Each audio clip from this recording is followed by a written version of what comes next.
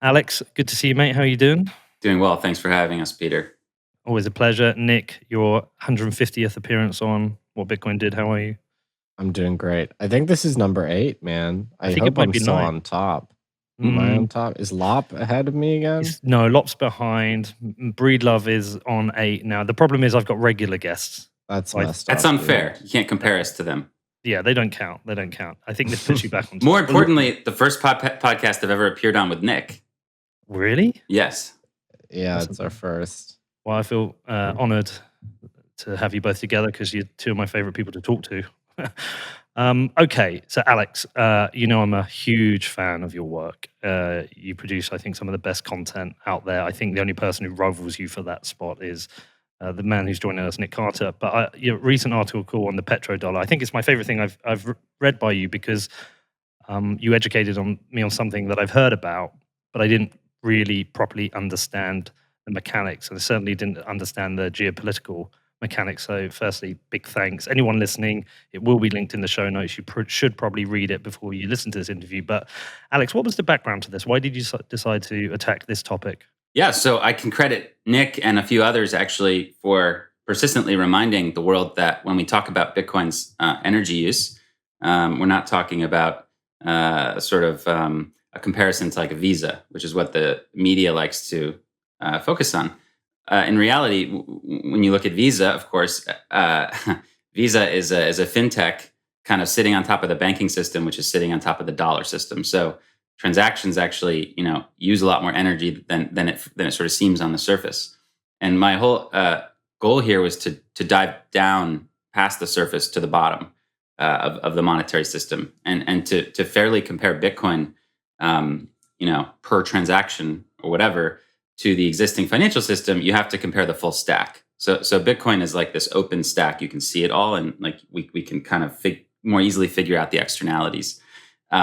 The dollars that we spend on a daily basis, today, usually through kind of like commercial banking and fintech, the full stack is hidden, right? So my goal here was to dive all the way down and take a look at like what is backing the financial system today. And then that way we could kind of have a fair comparison in terms of the negative externalities of like the Bitcoin system versus the dollar system. And the whole premise of this conversation that I want to have with you guys is this idea that like the world reserve currency, or essentially what nations save in at a geopolitical level, has evolved over the last century plus from basically a gold standard to the Bretton Woods standard, which we can get into, which was essentially governments now using dollars pegged to gold, then evolving to what we could call maybe the Treasury bill standard, which is after 71, 72, 73. Since then, nations have basically saved in US debt, essentially, as like the hardest money, quote unquote. And then for the context of our show here, obviously, my thesis is I think we're going to go to a Bitcoin standard as the next kind of monetary revolution in terms of what do central banks and governments and sovereigns actually hold as like the hardest money. So again, we've gone from like gold to sort of dollars backed by gold to, dollars / treasuries backed by quote unquote nothing to I think we're going to head to Bitcoin. So that's the chronology here of what I want to kind of talk about. Fantastic. Well, you asked Nick to join us today because Nick is one of the world's leading experts on the history of the gold standard. Sorry. I'm not an expert, but I might be able to chime in here. But yeah, Alex, I mean, I learned a lot from Alex's piece. So yeah, this is the Alex show. It's an incredibly detailed and well-researched article, and I will circle it amongst everyone I know again. But I do think an important starting point, because even though I've covered this on the show before, other people won't have listened to all my previous shows. My producer Ben was one of the contributors to the website WTF, happened in 1971, but pre 1971, it's probably good to just give an overview of the history. Nick, if you want to attack this from what happened after World War II, leading up to essentially the Vietnam War, and how world powers decided to work together on a common monetary base. Sure thing. Yeah. So, of course, there's a very long monetary history, which we can't fully cover here. But, the long and short of it is in 1944, when it was pretty clear that the U.S. and the Allies would win the war, um, effectively the Allies got together at this hotel, the Mount Washington Resort in Bretton Woods, New Hampshire, which is a lovely hotel, by the way. I was actually just there. It's very charming. It's kind of 2 hours north of Boston, uh, in the shadow of Mount Washington, which is pretty tall mountain. And they discussed a new international system. They set up a bunch of international organizations, and of course, the key thing that came out of that was the agreement that the world would unify on this monetary standard administered by the US, with the US as the main arbiter and administrator of that system. And effectively, um, what had happened during the war was a lot of these European countries, they had actually given or entrusted the US with their gold reserves for safekeeping. There's a whole story about European nations kind of fleeing with their gold, getting it to the US because that was considered to be the safe place. And effectively, the US in 44 took this bargain to the world and to their allies, saying, we will um, administer the monetary standard. It will be based on gold. We will, for the most part, hold everyone's gold, and all of your sovereign currencies will just be different weights of the dollar, which will be backed by gold and redeemable for gold. And keep in mind, at this point in U.S. history, gold convertibility for individual citizens was still suspended, if I'm not mistaken. So it had been suspended in the 30s during the Great Depression, but so it was a tiered system. There was gold convertibility for sovereigns, but not for regular folks. And so effectively, it was a gold-based standard through the interface of dollars, with other currencies just being different weights of gold or different weights of the dollar. And that persisted for a couple decades. That was known as the Bretton Woods system. Of course, people talk about the IMF and the World Bank as the Bretton Woods, institutions as well. So Bretton Woods is kind of a metonymy for that entire system that the U.S. used as it became the sole superpower, the sole nation that had really survived World War II intact with no destruction. And, the US embarked on the Marshall Plan to help rebuild the world. They issued a huge amount of credit and, distributed capital globally to sort of help rebuild Europe effectively.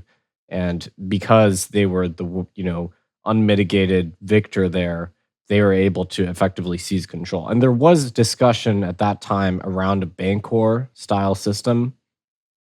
Keynes had advocated for Bancor, which would have been a global reserve currency, would be a mixture of different sovereign currencies to avoid the Triffin dilemma. But that idea was actually shot down at the time, and instead we got this dollar-based standard, which ended up persisting for the next 30 years or so. Nick, can you just explain the Triffin dilemma? So I want to make sure, maybe Alex can chime in here. I want to make sure I get this right. As far as I understand it, it's this tension between domestic goals and international needs as far as an issuer of the world reserve currency is concerned. If the world has a need for, let's say, dollars, and you're issuing dollars as a global reserve, that's this constant pressure on dollars, and that foreigners need dollars to conduct commerce in, and that conflicts with domestic goals, because it makes exports uncompetitive in the country that is issuing the global reserve, and so it sort of causes this negative balance of trade effectively. And so Triffin, who's an economist, I suppose, predicted this issue, and people knew that it would eventually be an issue, which is, the two goals are kind of in tension: issuing a global reserve, a currency that everyone can use, and then being able to sort of have a stable monetary framework domestically. I don't know if that's a sort of a full explanation. Yeah, I guess I would point out that Triffin, he came out with his theory in the 60s, and that's when the world, generally speaking, started to question the US's ability to hold the gold peg at $35 an ounce. Number one, the French, led by de Gaulle and other countries, really questioned, especially after the assassination of JFK, the direction that the US went in. Number one, with just like huge war spending for Vietnam, but also the Great Society. So this was known as like guns and butter. And it was unclear to the world whether or not the US would be able to keep its promise to redeem their gold. And in fact, later in the 60s, French statesmen, came up with this phrase like, the dollar is an exorbitant privilege. And they sort of started to realize that in the Triffin dilemma, it almost required the U.S. to have this huge balance of payments deficit, and essentially what the other countries would end up doing is financing U.S. debt. So when you got up to the late '60s, Britain actually kind of defaulted, let's say, and ended up having to devalue the pound in the late '60s as a result of like a lot of poor fiscal policy and its colonial collapse.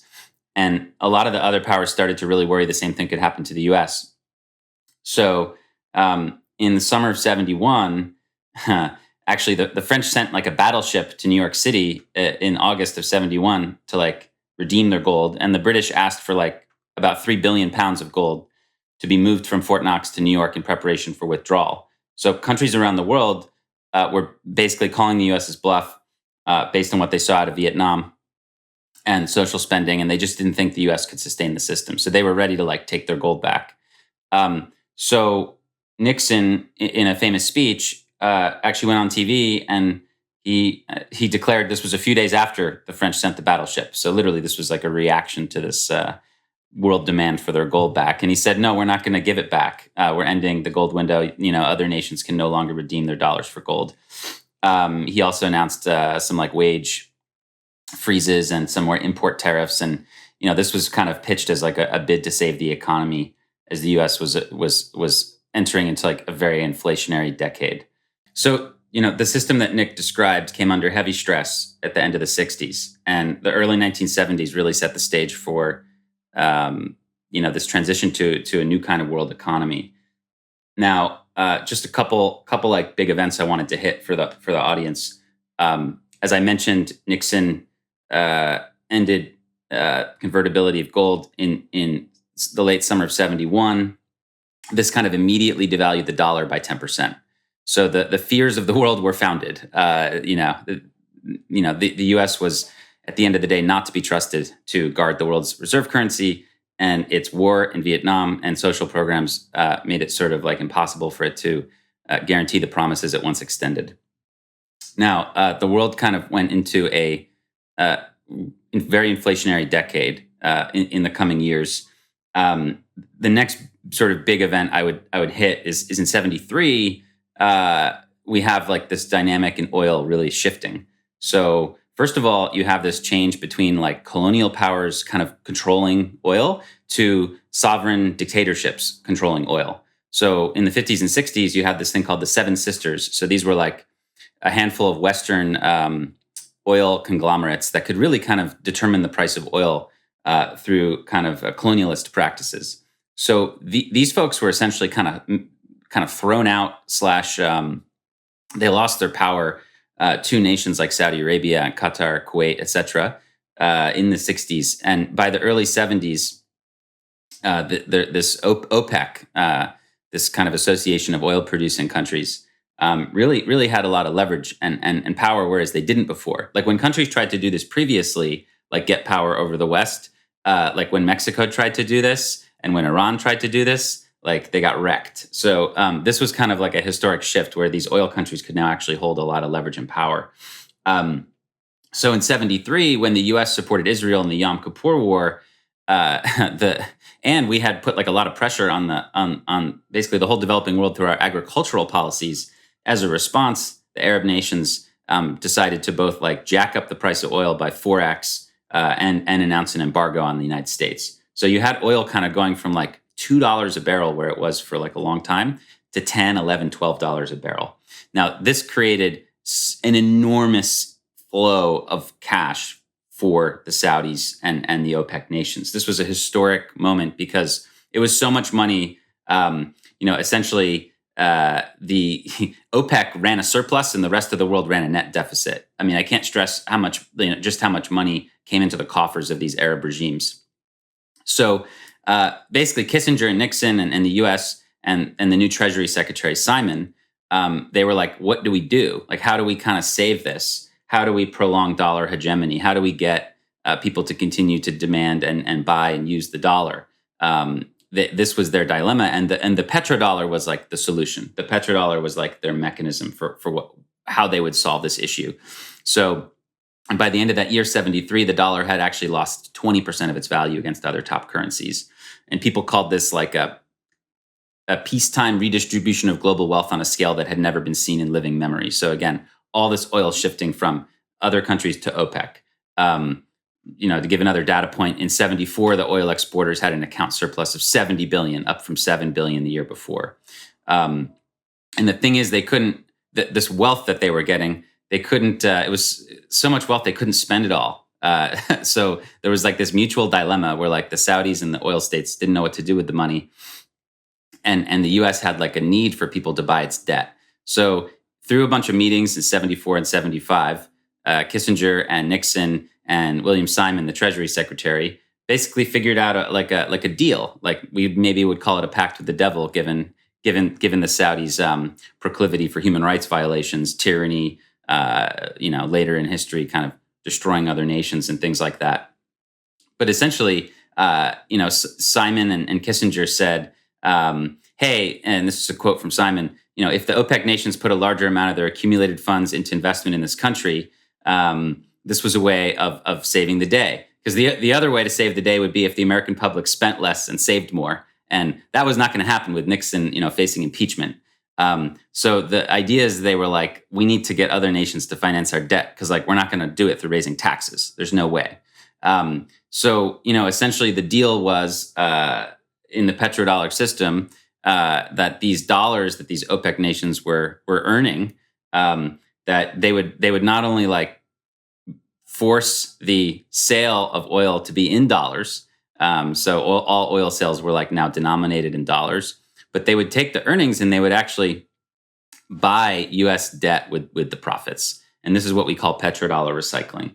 And this mechanism really saved dollar hegemony, I think, would be my thesis.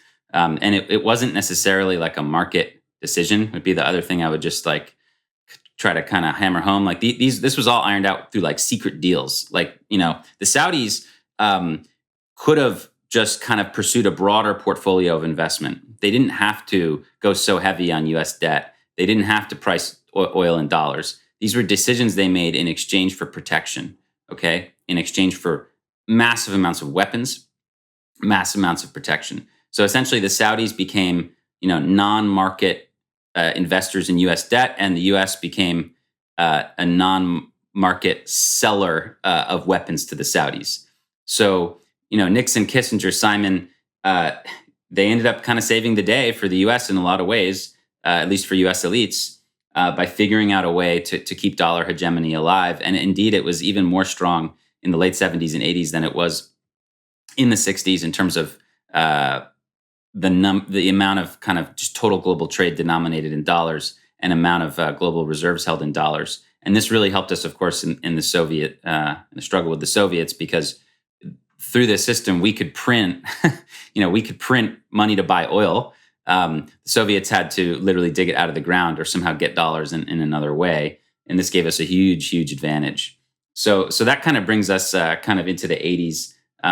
There were a lot of other interesting things. I'll just mention one other item here. The euro dollar market is very related. The euro dollar market was essentially something that happened in the beginning of the Cold War, where like Eastern Bloc nations needed dollar accounts, and they kind of established ways to do that in Europe outside of the purview of the Fed. It was kind of like I wouldn't say niche, but it wasn't a huge market until the petrodollar. So the petrodollar system really relied on these like euro dollar banks so that the Saudis would plow all their money into them, and then from there either get treasuries, or the money would be lent out to like what they called LDCs, or like developing world countries. And that was a kind of another kind of sad, I would say, legacy of the petrodollar system, was that essentially a lot of poorer nations were kind of like forced to import. They all had to import oil, most of them at least, and now it was like super hard for them to do that. They had to like structure their economy in a way to like get dollars, and they had to ignore domestic investment and spending. And this led to like a huge number of like debt crises in the third world in the 80s and 90s. So you had a system where the US and a lot of rich countries really benefited, but a lot of the world really, really, really suffered. That's kind of like the first era of the petrodollar. That's amazing. Thank you for that explanation. Nick, I also noticed on Twitter a few times when one of the Bitcoin critics step up, you have occasionally stepped into the argument and raised the petrodollar before. You're a strong critic of it as well.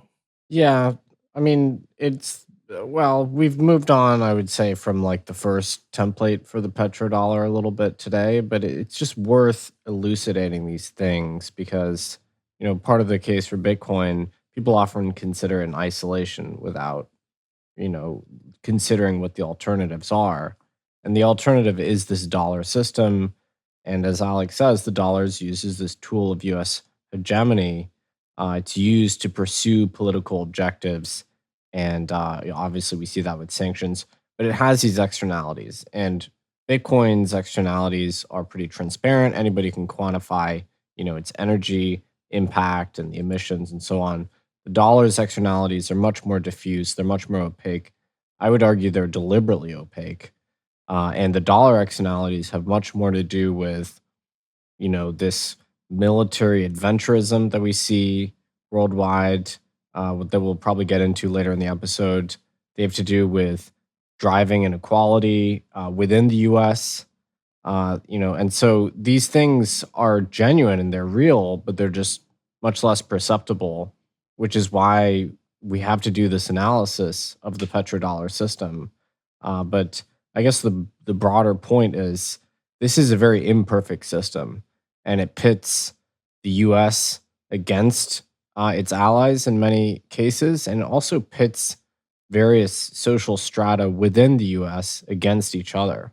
And so the dollar is not sort of homogeneously good for all Americans. In fact, you could argue that this system, as constructed, is actually pretty bad for the working classes, for anybody that depended on manufacturing jobs, for the sector of society that makes physical things.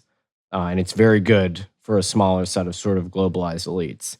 And we can definitely get into that and expand on that. But that's the point is, look, we know Bitcoin's not perfect. It has costs, etc. The dollar system is also pretty exclusionary and, causes these rifts in society that are worth pointing out. Yeah, well, we should definitely get into that because there's a number of points that Alex brings up in his article, the kind of negative externalities that come from the dollar system. But let's start, Nick, with that point. Let's start with the impact on manufacturing in the US. I know Alex in his article alluded to what happened in the Rust Belt, the cost of exports for the US and the rise of populism. Do you want to touch on that? Sure, yeah. So this is kind of what we were talking about with the Triffin dilemma. There's another phenomenon called Dutch disease, which is the idea that when you export a lot of a commodity, it sort of cannibalizes other sectors of the economy. In this case, the commodity the US exported was the dollar. And so what happens when you issue the global reserve currency is foreigners need to acquire lots of it in order to engage in commerce. And this causes it to sort of trade at a premium to where it would normally be settling. And what this means is that your exports are more expensive than your competitor nation exports.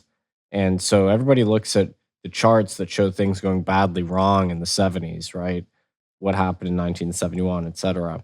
One of the things that started to go wrong was our manufacturing sector just started to structurally decline as US exports became less and less competitive, and we started to run this huge trade deficit. And again, this wasn't actually unexpected. This was something Keynes pointed out in 1944 that would be a consequence of the dollar system. This is why the SDR, or the Bancor, was proposed. But we got the petrodollar, we got, the dollar as the global reserve. And so the US was effectively forced into running this huge trade deficit, which meant that we would engage in consumerism and import things from abroad, export dollars, and export, relatively little of our own, which meant that blue collar manufacturing would be structurally suppressed. And so effectively, the US working class was sacrificed at the altar of the dollar. And, that's had really negative effects on society. That's why the US, it's no coincidence, the US is among the most financialized of the developed nations. And it has some of the highest inequality of any sort of OECD developed nation. It's a direct consequence of this system. And, now we see the political ramifications of that. That's why you see the growth of populism, this political enthusiasm for trade wars, things like that, is because the dollar system does not work for everyone.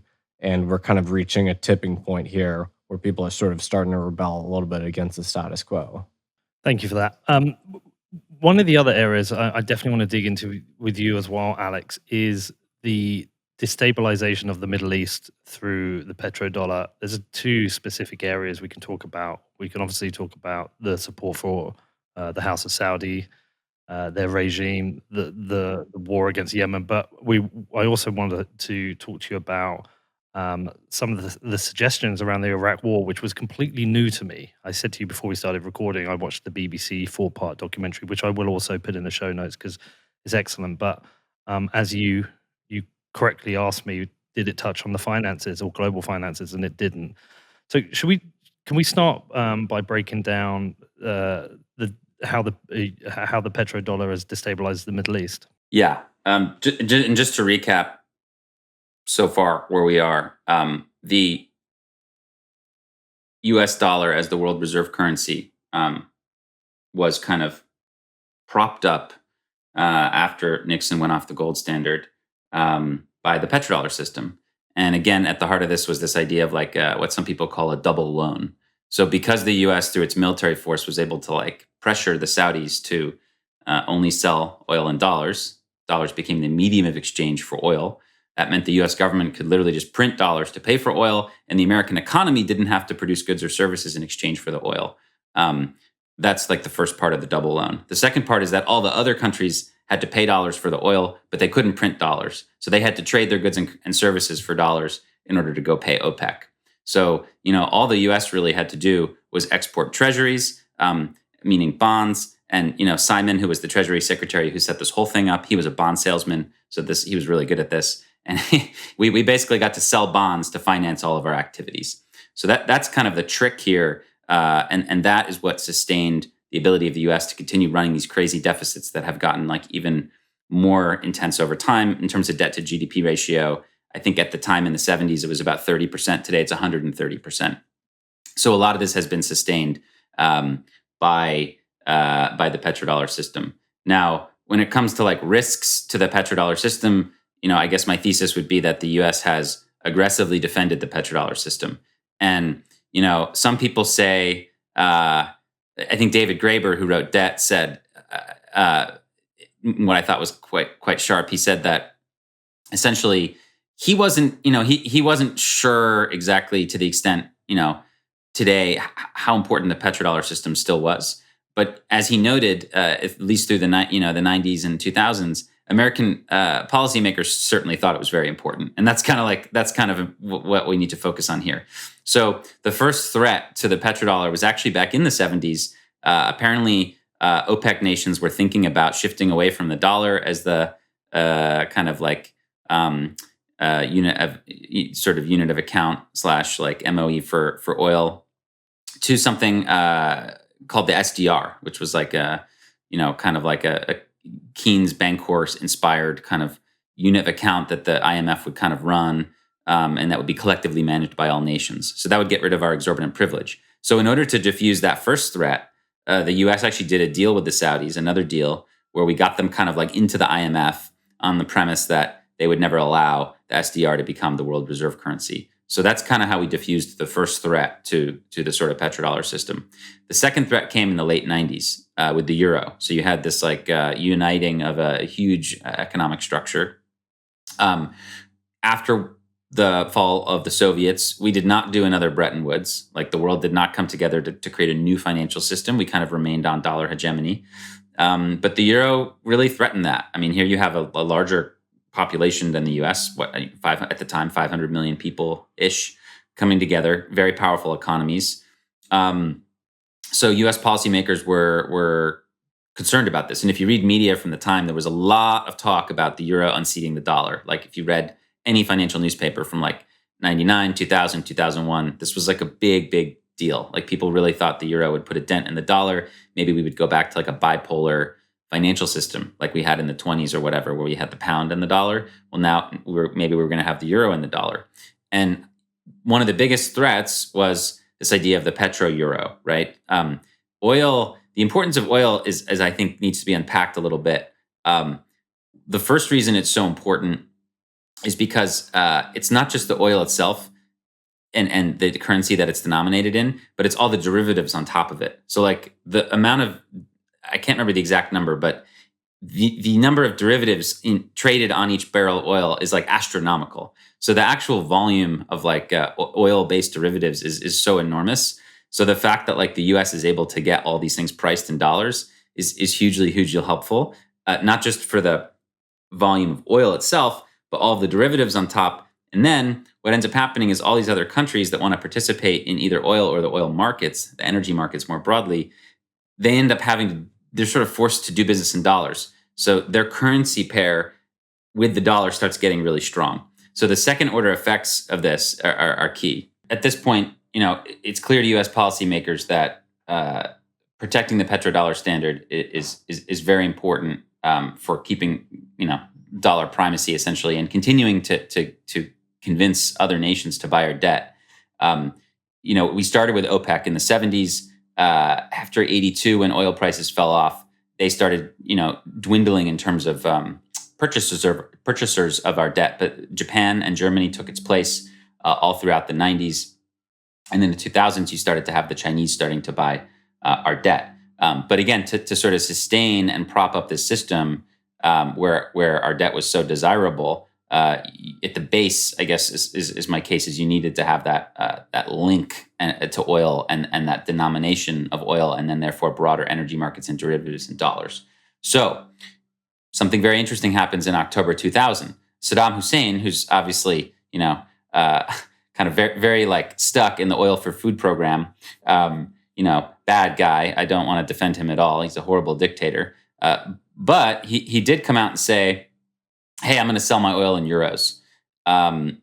And by 2002, he was selling all of his 5% of the world's oil in euros to France and Germany through like UN brokered accounts. So the petro euro was like starting to be born, right? And this kind of screws up the US plan if this continues. If the petrodollar becomes 10, 20% of the US oil, rather of the global oil market, it really puts a dent in our plans to have this nice little system.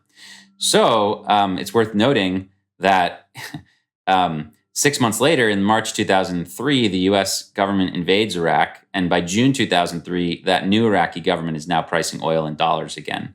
And outside of a couple rogue nations, like you didn't have a threat to the petrodollar system for another 12 to 15 years. And we can touch on that in the conclusion, because the system is now finally starting to come apart.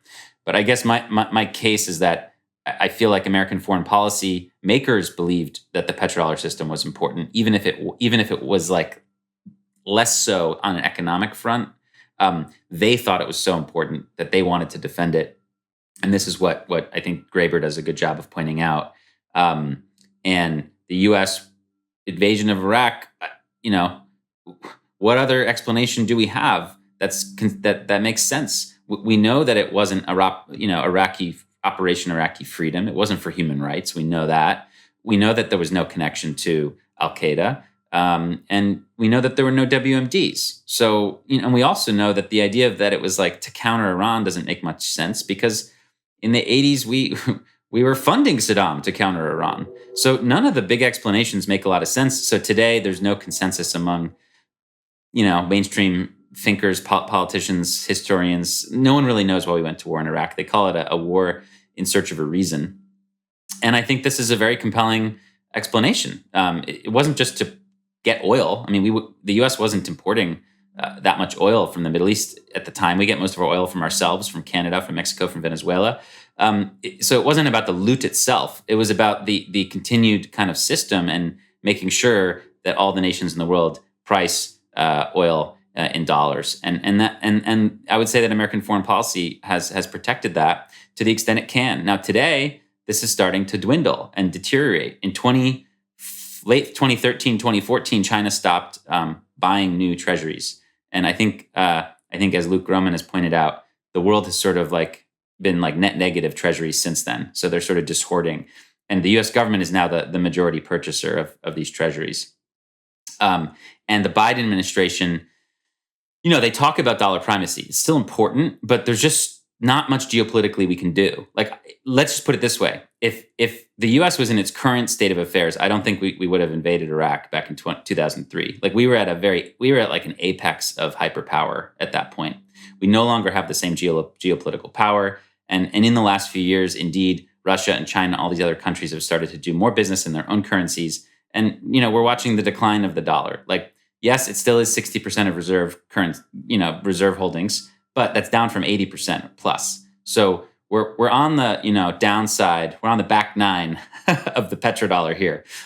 Now, I'm not going to say it's going to end tomorrow, because everyone who's ever tried to predict the end of this system always has egg on their face, because it lasts a lot longer than people think, because there's a lot of inertia here. But I think it's reasonable to think, and interesting to see what Nick believes, but it's reasonable to think that in the next 10, 15 years, you'll start seeing a real shift, whether it's to a bipolar world or a multipolar world, or potentially a world where, we no longer have the petrodollar as kind of the reserve currency, propping up US debt, but rather maybe the Bitcoin standard. I want to add two more case studies to this military connection, to the U.S. adventurism connection. So Lynn Alden has this great quote, there's no shortage of odious dictators in the world, but, we choose to go after a few very specifically, and it's not a coincidence, the ones the U.S. has gone after. So obviously Saddam, completely contrived war, no clear justification for it. Gaddafi, of course, he didn't try and sell oil for euros. He tried to sell oil for gold. And, a few years later, Gaddafi was dead, thanks to a U.S. airstrike and a local militia. There's another dictator that tried to sell oil for not dollars, which was Chavez. He threatened to do it, and we unsuccessfully tried to launch a coup. So there are three case studies of dictators saying, we want to sell our oil commodity for something other than dollars. And in each case, the U.S. successfully or unsuccessfully deposed that dictator. And there's dozens and dozens of odious dictators the world over.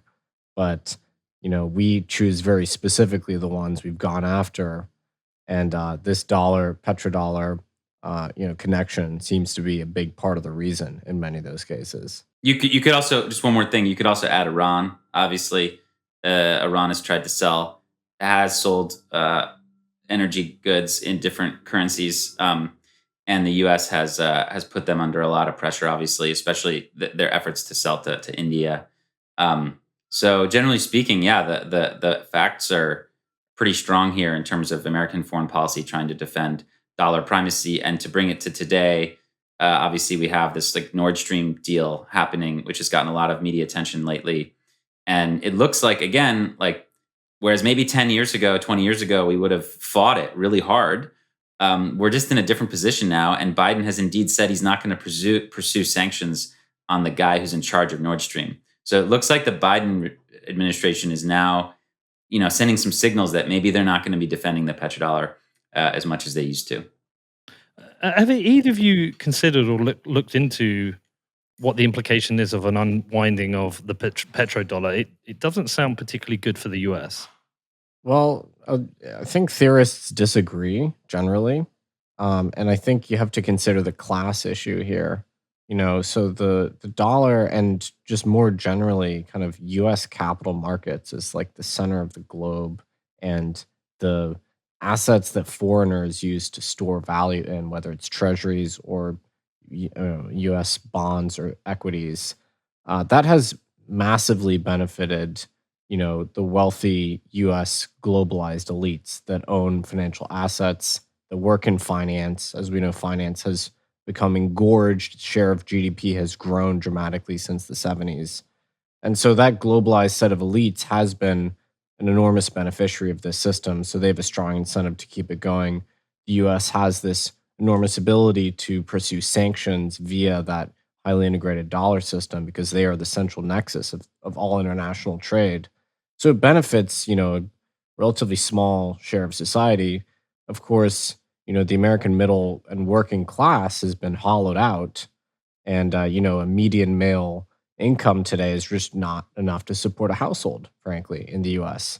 And we have, an opioid epidemic in the heartland of America, and we don't have any manufacturing anymore. So I think if we left that standard and strategically devalued the dollar and re-onshored manufacturing in this country, that would shift the balance of power back towards labor as opposed to capital in this country, and that would be genuinely very good for a large share of the U.S. population. It would also mean that the U.S. would lose its ability to pursue these non-military policy objectives via sanctions. So there's certainly, and slightly disempower those elites that benefit from their proximity to Washington, to the dollar system. So it's kind of heterogeneous what the impact on society would be, but some would argue that it's kind of a necessary move that probably should occur. And just to piggyback on that, yeah, I mean, obviously, if you look at these charts from what the fuck is happening, has happened since 1971. I mean, yeah, elites have been enriched enormously. Anyone in finance, defense, services, technology, I mean, just the financial sector alone in the US has grown from 10% of GDP to 20% over the last few decades. So coastal elites have done really well, including people like me. I mean, so, this is something this system I've been a beneficiary of for sure. But a US that's beyond the petrodollar would potentially, be a lot less unequal, would have a lot less sort of like financial privilege for the elite. We would like lose this need to prop up these dictators. I mean, again, the fact that we propped up the House of Saud for so many decades has had so many negative externalities. I mean, both Gulf Wars, we came in to defend them in different ways. 15 of the 19 9/11 hijackers were Saudi. Bin Laden was Saudi, and yet we never went after Saudi. And in fact, every time the Congress tried to go after Saudi, it was snuffed out. We've never been able to investigate them properly for connections to 9/11. And there's a bunch of other dictators as well who are kind of like propped up through this system. And then you have the fossil fuel industry, obviously, which has been heavily subsidized in this way. In addition to fighting off nuclear energy across the world in the 70s, 80s, 90s. Like a lot of these nations saw what happened in 73. They saw oil quadruple in price and they were like, we don't want to import oil and be at the mercy of these handful of countries.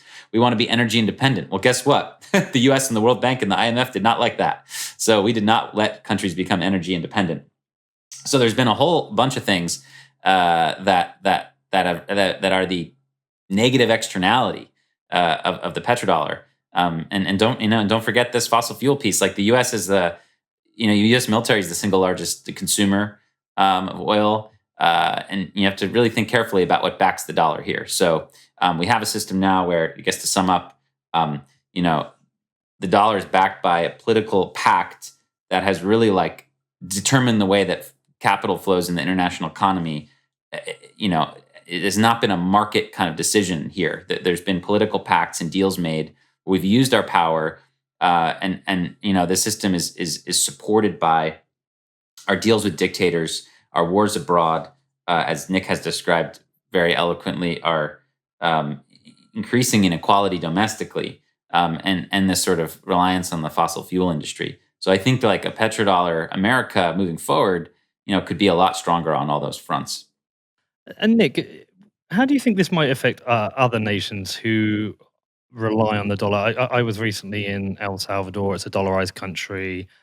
Something Jack Mallers said to me, which was a real standout quote when I first got there. He said, the US is increasing the M2 money supply, but there's no stimulus checks reaching the people in El Salvador. So do you think this might lead to these dollarized countries maybe moving off the dollar themselves, or do you think it would just create a more stable dollar for them domestically? What's interesting is there's this odd tension because on the one hand, I'm very critical of Federal Reserve policy, but on the other hand, dollarization as a solution to monetary failure in emerging markets is often a great solution and one that I completely advocate for. So the Federal Reserve, as you know, as unstable in its mandate as it may be, still achieves monetary stability that far outstrips what we're seeing in much of the developing world. And I would say that dollarization happens too infrequently. I would actually advocate for it to happen much more. That said, the Federal Reserve has these tiers. It's got this kind of hierarchy with the central banks that it has swap line agreements with, and so they do exercise political discretion in terms of sort of who has access to sort of U.S. based money, who has privileged access to that system, and who doesn't. It's going to be interesting to see if we have another devaluation, 1970s style inflation and devaluation in the dollar, whether these dollarized countries choose to stay on the dollar standard. Oddly enough, I believe that, the cryptocurrency industry, which makes capital incredibly liquid and accessible globally, in particular stablecoins and dollars, has been a tool which projects the dollar out to many of these emerging markets with, sort of net good effects, right? I mean, you give someone the choice between a rapidly depreciating currency and the dollar, they're going to opt for the dollar, a significant percentage of the time. Nick, let me tell Um, you something interesting. Sorry to interject. yeah. So I've been fortunate enough to travel a lot of the world doing this podcast, and I've been to non-dollarized countries where they still want the dollar. So I was out in Cambodia, Hmm. and they wanted the dollar. They didn't want the local currency. They also, another thing I've noticed, they won't people won't take any notes which are crumpled or have got tears in, but that's a side point. But Right. interestingly, when I was in El Salvador and I was in El Zonte, when I tried to pay with the dollar, people were actually asking for Bitcoin. Yeah. So you see the hierarchy of hardness, Yeah, right? it's fascinating.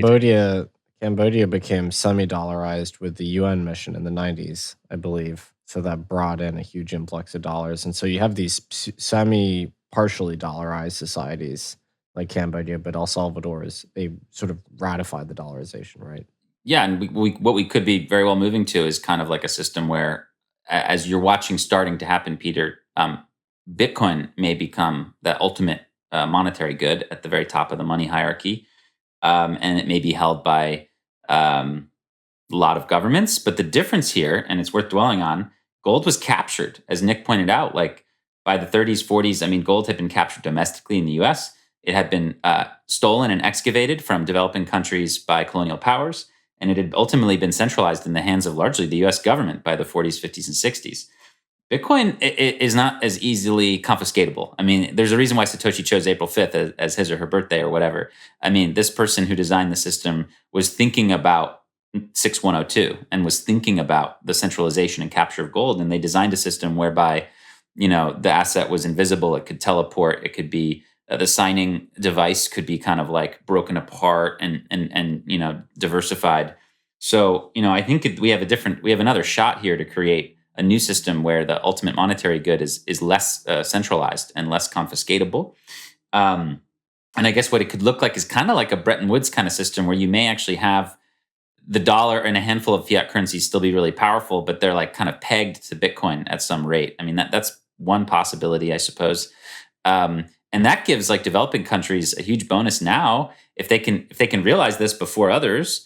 They can start mining Bitcoin. They can start attracting Bitcoin, companies, and they can get a leg up in the new world economy. So I think it's really important for people to think about what could happen over the next few decades. And even if you assign a chance of the Bitcoin standard like a 5%, you should be thinking about that 5% chance and as a policymaker, as someone running a country, et cetera. So as we sit here, no one knows what's going to happen post petrodollar. I personally think it'll be good for the United States. I mean, yes, our warfare state and some of our really extravagant welfare that we pay out at a very inefficient rate will have to decrease. But some of our exports will go up. If the dollar becomes weaker, we'll be able to sell more to the rest of the world. I think you're already seeing that with supply chains, coming back to our country. Hopefully, we won't have to rely on like communist countries to create like medicines that we need and things like that. So, I mean, I think there's a good case to be made here that moving to this standard where the U.S. dollar doesn't have this exorbitant privilege, but is just sort of one of many currencies, maybe a more desirable one, but sort of underpinned by Bitcoin, is like a really kind of nice thing to look forward to. Well, a number of us are moving to our own personal Bitcoin standards anyway. I'm essentially on one. I assume you both are.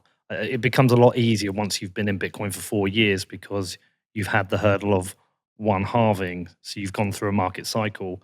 Um, I would love to see nations move to a Bitcoin standard, but I still think there is volatility risk. We can't ignore what happened in the last week. Yes, we can talk about diamond hands, etc., but that still has to make people consider. They still have to consider volatility.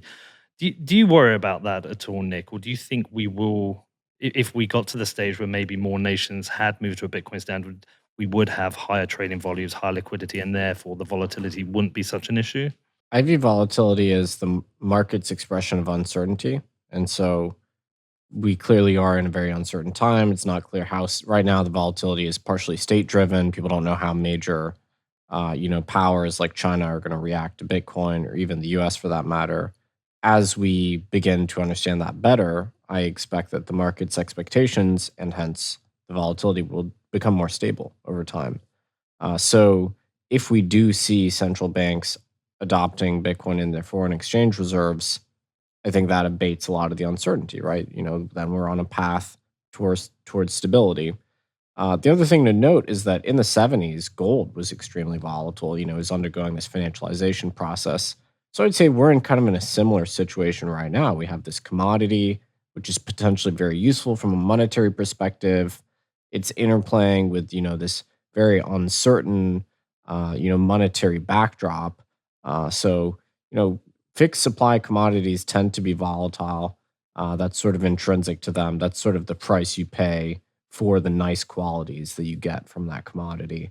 So, We're also, Peter, in this like price discovery phase, where it took thousands of years for humans to figure out the value of gold. I mean, at first, not everybody realized it was so valuable, but over time, kind of independently across the world, different communities of people realized that this rock was something that they could use, and it was hard to make. And they tried alchemy, and it didn't work. And it's held its purchasing power for a long time. But that was a process that stretched out over thousands of years, and that's being shrunken into like decades here with Bitcoin. So we have this price discovery happening now. We're now entering the second decade. Now you're starting to see corporations start to realize that it might be a good thing to have. Like Ray Dalio coming out today, I would say, or recently is probably an interesting indicator, probably pretty significant. And there's going to be short-term volatility all the way up as we go from what 2% of the world is using this thing to 10%, 20%, 30%.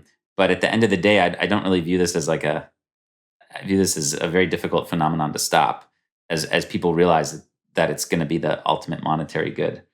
But I do think that it will be a positive, and I think that the petrodollar system is again not looked at closely enough in terms of what are the negative externalities of this thing. And I think we could, speaking as an American, again, I think we could be better off not having this exorbitant privilege. I think we could be a more dynamic country, and I think we're pretty ready for the Bitcoin standard. I mean, America has more and more infrastructure, mining users, developers, like holdings. Like I know none of these things control Bitcoin, but like I would say like we are in prime position here. Yeah, I agree, and every attack seems to be batted back, which is good.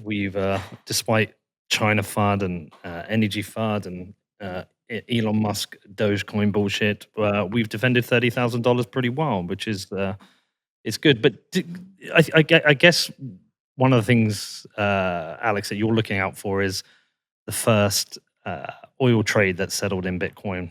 That would be super interesting to you. And do you think we potentially get to a petro Bitcoin standard? Well, I mean, I guess part of what my hope is that oil becomes less important. I mean, some have pointed out that a lot of oil's value comes from the fact that it has this double use, where it's kind of like it almost has this store of value property as well, in addition to like its industrial, value. And of course, gold. Most of gold's value is from its store of value, sort of monetary property, as opposed to its actual kind of industrial kind of ornamental value. So I hope that oil becomes less important to the human race over time. I don't think it's good to be based on fossil fuels. That's at least my opinion.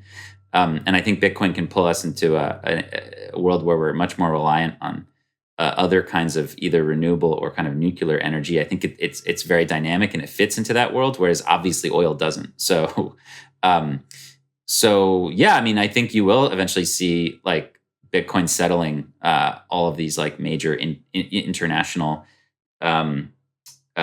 trades. I mean, look, the petrodollar took over gold as the way that nations settled balance of payment issues. And I guess my thesis here is that eventually Bitcoin's going to do that. So kind of as that settlement layer. The cool part is, though, that even though as citizens we're like, again, they were stripped of their ability to use gold in many ways, that ain't going to be so easy for governments to do with Bitcoin. And, we've got like the Lightning Network, and we've got ways to like do final private settlement of Bitcoin in ways that are really easy and can be done on a smartphone. So I'm very bullish about this future. And Nick, while I have you here, as we come into a close, I do want to just take advantage of your recent press conference and just talk a little bit about how Bitcoin does promote investment in renewables and the energy FUD that we've been experienced recently since Elon Musk decided to learn in public. So do you want to just add some closing notes on that? Because I think people would love to hear you talk about that. So, the great commonality here is that we're talking about monetary standards, which are backed by or based on energy, except one of them is hydrocarbons, and the other one is any energy source that is suitable. And of course, Bitcoin has this great property, which is totally distinct from other ways that we consume energy, which it doesn't care about when that energy is generated, right? You don't have to match it to the grid peak times like the way we have to actually match our normal energy generation. And it doesn't care about where that energy is produced. And it's a quirk. It's an interesting quirk of the CCP's overbuild of energy resources in their country in the last couple decades, that so much Bitcoin hash rate ended up in China. And like Alex says about, political mechanisms as opposed to market mechanisms, this was a political mechanism. China had this sort of centrally planned grid where they just built a massive overcapacity of resources. It caused all this stranded energy to emerge. We're talking Yunnan curtailed 40 terawatt hours of hydropower in the year 2017 alone. That's like 1/3 of the Bitcoin network's worth. I mean, it's just a preposterous amount. That's more than most countries produce in hydropower total.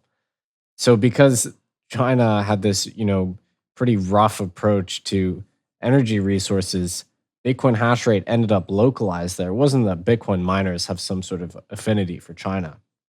And so now we're seeing this potential massive distribution event where the CCP looks to be discouraging mining in China, and miners are aggressively looking to move outside of China.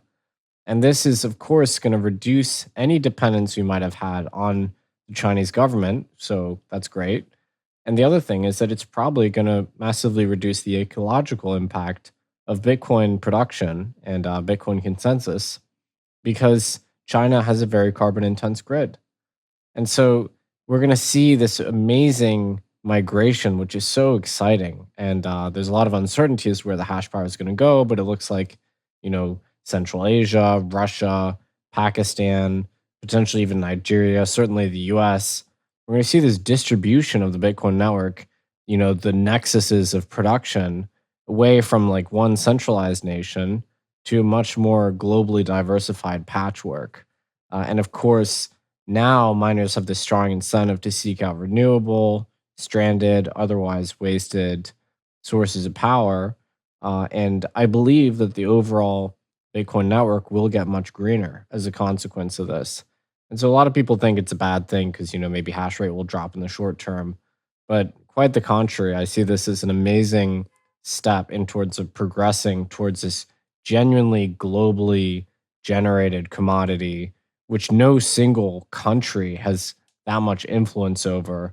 And it couldn't contrast better with, for instance, the Bretton Woods situation where the US had the vast, vast majority of the world's stock of gold, and they had this tremendous influence to shape that system. By contrast, Bitcoin is, as Satoshi says, produced by the majority. And, it will now increasingly be produced globally at stranded and hopefully green energy assets on a global basis. So really fascinating time and I'm incredibly optimistic about the next 12, 24 months here. Amazing. Well, listen, look. Just one more thing, Peter. I just want to finish because remember, folks, I'm a human rights activist, and I wouldn't be doing this or saying this or spending all this time with you if I didn't think that the petrodollar was negative for human rights and that we could improve upon it. And I think again, where we started with gold, gold was very like easily manipulated by colonial powers and by tyrants. I mean, it was very centralized, confiscatable. The petrodollar system, as I've tried to outline here, was also bad in many ways for human rights. It really empowered a lot of tyrants around the world and allowed, I think, the U.S. to pursue policies which it may not have done otherwise, which were really bad for human rights. But now we have the possibility to move to this other system where at its base, it's going to be very bad for tyrants. And you're watching that happen live, partially with the Chinese government basically having an allergic reaction to this thing. That's going to kind of deepen over the next few years as autocratic governments kind of realize what they're playing with here. So I'm again positive about the future. Well, I appreciate you both. I've learned so much from both of you. I can't wait to get to Miami and have a beer. It's been a long wait with this COVID stuff. So we're all going to get to hang out and talk Bitcoin and maybe some other stuff. I will share everything for both of you in the show notes, but I appreciate you and see you soon. Thanks, Peter. Thanks, guys.